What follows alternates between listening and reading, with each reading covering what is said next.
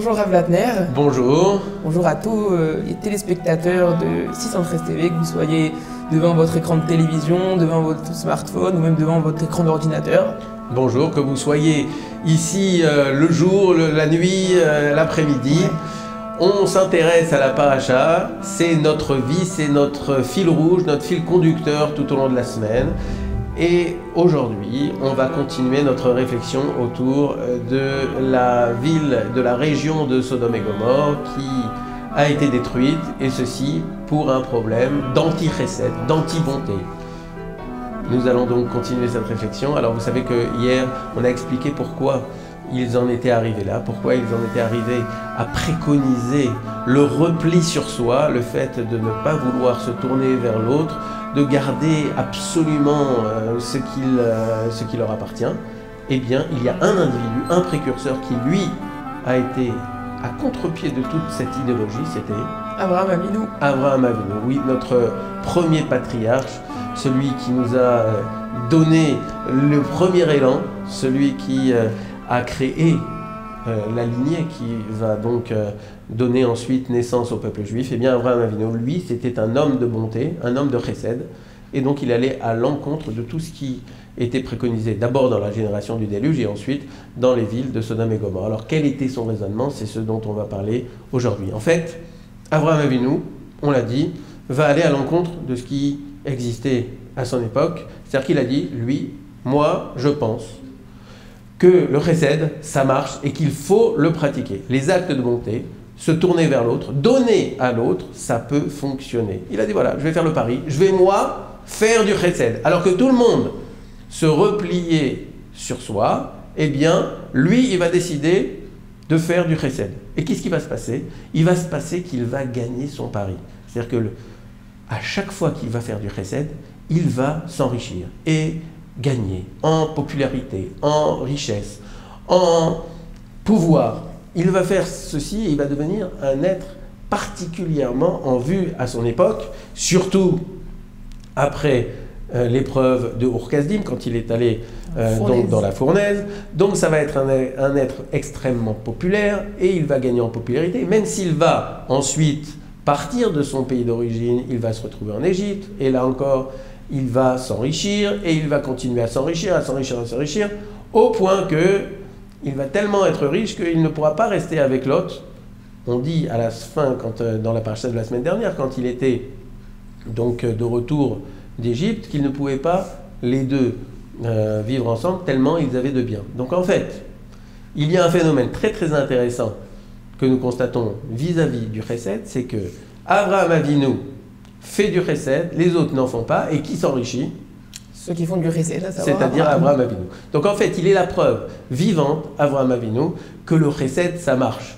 Les autres pensaient que les biens sont limités, c'est-à-dire que on a des biens qui nous appartiennent, on ne peut pas les faire fructifier, on ne peut pas créer de nouvelles richesses. Ça, c'était l'idéologie des gens de Sodome et Gomorrhe, c'était l'idéologie de la génération du déluge.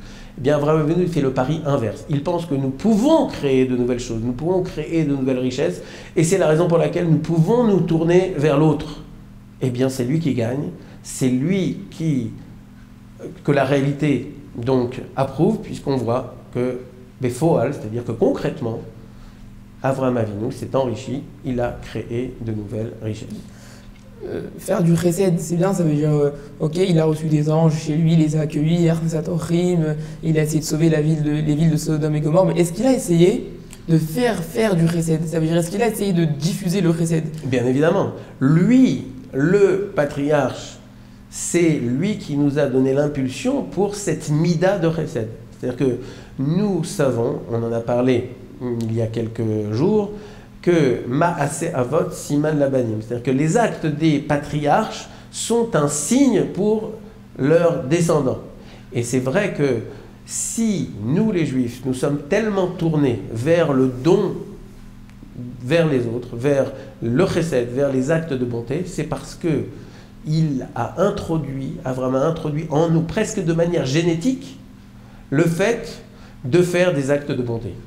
Et il n'a pas essayé de diffuser ça à Sodome et Gomorrhe. Il n'est pas arrivé dans la ville, bonjour, il faut faire du chesed, non? Non, parce qu'en fait, Je pense que ça aussi c'est un message qui est important de diffuser, c'est que on ne peut diffuser un message que vers ceux qui souhaitent entendre. Mais quand les oreilles sont fermées et que les idéologies sont complètement clôturées, il n'est absolument pas possible de diffuser un message. Alors en fait, il est important de souligner quand même, on en a parlé aussi le premier jour de la semaine au sujet du sommaire de la paracha, qu'Avraham Avinu a tenté de sauver Sodome et Gomorrhe. Et ça c'est particulièrement étonnant, parce qu'en fait on voit que Sodome et Gomorrhe et Avraham Avinu, c'est l'antithèse l'un de l'autre. Complètement. Donc si Avraham Avinu avait agi de manière naturelle, il aurait pu penser que mes ennemis, ceux qui préconisent une idéologie totalement inverse à la mienne, Ils sont mes ennemis. ils sont mes ennemis. Akadosh Baruch Hu m'annonce qu'il va les détruire. Qu'est-ce que je fais? Je m'en réjouis et je ne vais sûrement pas essayer de les sauver. Et pourtant, Avraham Avinu va faire exactement l'inverse. Il va décider de lutter presque au corps à corps avec Akadosh Baruch Hu pour tenter d'obtenir leur sauvetage. Dans quel but? C'était quoi la finalité de son idée, Abraham, en faisant ça? En fait, il avait une idée. Il pensait que même s'il ne subsiste qu'un noyau d'individus, une infime minorité de gens qui sont des justes et qui n'ont pas adopté l'idéologie anti-chesed de Sodome et Gomorrhe, et bien à partir de ce petit noyau, on peut recréer une société qui sera une société absolument de chesed, absolument de bonté, une société qui va rétablir la vérité. Et ça, c'était possible. C'est-à-dire qu'il pensait, Avraham Avinu, qu'une renaissance, même au sein même d'une société la plus pervertie qu'elle soit, eh bien, cette renaissance était malgré tout possible. Est-ce qu'on peut illustrer ça à l'image de Noach? Que Dieu a détruit le monde et il n'a gardé que Noach, quoi. Bien évidemment. Noach a été à l'origine de la renaissance du monde. Et ça n'est pas non plus étonnant, parce que, en fait, comment s'est recréé le monde à partir de Noach? À travers une année entière basée sur le chesed. Là aussi, on voit que dans l'arche, Noach et ses fils ont travaillé jour et nuit pour être au service des animaux. Et ceci pourquoi? Pour introduire au sein même de Noach, de ses descendants, et de la même manière qu'on a parlé de génétique pour Avraham Avinu, eh bien on peut parler aussi de génétique pour Noach. Eh bien il fallait introduire en Noach et à travers lui, en tous ses descendants, il fallait introduire cette notion de chesed, et c'est la raison pour laquelle, si une fois, et ça s'est passé, une fois Noach a manqué à son devoir de chesed vis-à-vis du lion, il a eu quelques minutes de retard, eh bien le lion l'a blessé. Pourquoi Akadosh Baruch Hu a permis au lion de blesser Noach? Tout simplement parce que le chesed qui devait être introduit en lui ne devait souffrir d'aucun défaut. Eh bien c'est ça qui s'est passé pour recréer le monde au moment de la génération du déluge. Eh bien c'est ce que pensait aussi Avraham Avinu vis-à-vis de Sodome et Gomorrhe. Il pensait qu'à travers un petit noyau, on pourrait recréer la société de Sodome et Gomorrhe, mais une société retravaillée, recréée et basée sur les vraies valeurs, et non pas sur les valeurs complètement biaisées. Malheureusement, il n'y avait même pas ce noyau. Et c'est la raison pour laquelle la destruction a eu lieu. Mais, il faut quand même dire à nos téléspectateurs que ce marchandage qui a eu lieu entre Akadosh Baruch Hu et Avraham Avinu n'a pas été vain. Puisque de ce marchandage, nous bénéficions d'une grande bonté. Qui est? Eh bien, les 10 jours de pénitence. Les 10 jours entre Rosh Hashanah et Yom Kippour sont à l'origine basés sur cette fameuse discussion. Alors, vous allez me dire, et les téléspectateurs peuvent s'interroger, quel rapport entre les 10 jours de pénitence et ce fameux marchandage?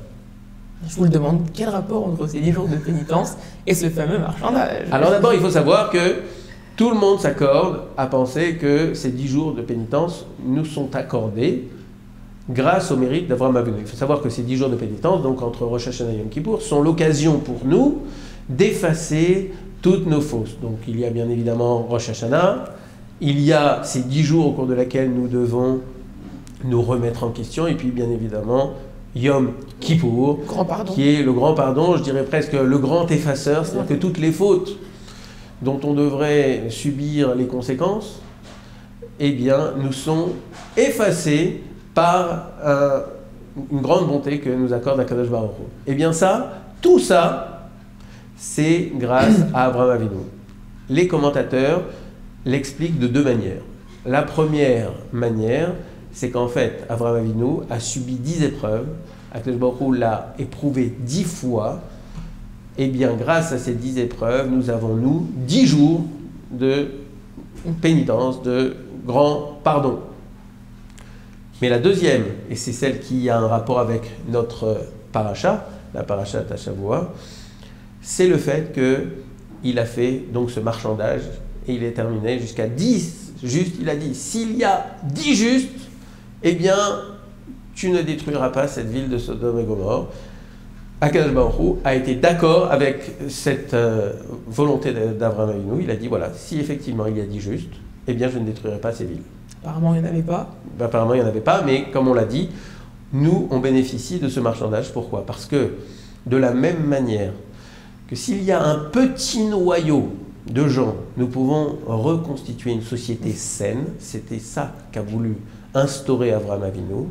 Eh bien, Akadosh Baruch Hu nous accorde la possibilité, à travers ces 10 jours de pénitence, que s'il y a ne serait-ce qu'un petit noyau de bonnes actions dans tout le bilan d'une année qui serait faite de mauvaises actions, eh bien, même si nous n'avons que 10, on va dire, une minorité de bonnes actions, on peut redémarrer, on peut dire à Akadosh Baruch Hu, écoute, c'est vrai, nous n'avons pas très bien travaillé cette année, on a une minorité de bonnes actions, mais à travers, et grâce à cette minorité de bonnes actions, on peut peut-être espérer que l'année prochaine sera bénéfique et qu'on aura une très très bonne année. Donc accorde-nous une nouvelle année pour qu'on puisse se rattraper. Donc en fait, on peut dire que nos bonnes actions, c'est un tremplin pour s'élever spirituellement. Exactement. Et ça, c'est un grand chesed que nous accorde Akadosh Baruch Hu, de nous faire confiance. On a une minorité de bonnes actions, on a une majorité de mauvaises actions. Et bien grâce au srout, c'est-à-dire au mérite d'Abraham Avinu, qui a voulu sauver les deux villes, des villes qui n'avaient absolument pas son idéologie, qui étaient à l'inverse de tout ce dont il croyait, et bien grâce à ce mérite, nous avons, nous, chaque année, la possibilité de nous rattraper et de demander à Kadosh Baruch Hu, à travers nos mérites, même s'ils sont infimes, eh bien, de demander à Kadosh Baruch Hu qu'il nous accorde une nouvelle année. Cela ne veut pas dire, bien évidemment, et ça je veux le préciser à nos téléspectateurs, qu'il faut se laisser aller pendant une année et ensuite arriver à cette période particulièrement propice au retour vers Akadosh Baruch Hu, de pouvoir donc de se dire, ben moi je me laisse aller et ensuite je peux revenir vers Akadosh Baruch Hu. Non, non, non. Il faut se dire que ça, c'est une solution de recours si on constate, arrivé au moment de Rosh Hashanah, que nous avons failli. Mais a priori, on doit rester vertueux et aller dans le bon chemin tout au long de l'année. Sur ce et sur ces bonnes paroles, je vous souhaite une bonne journée et à demain. À demain.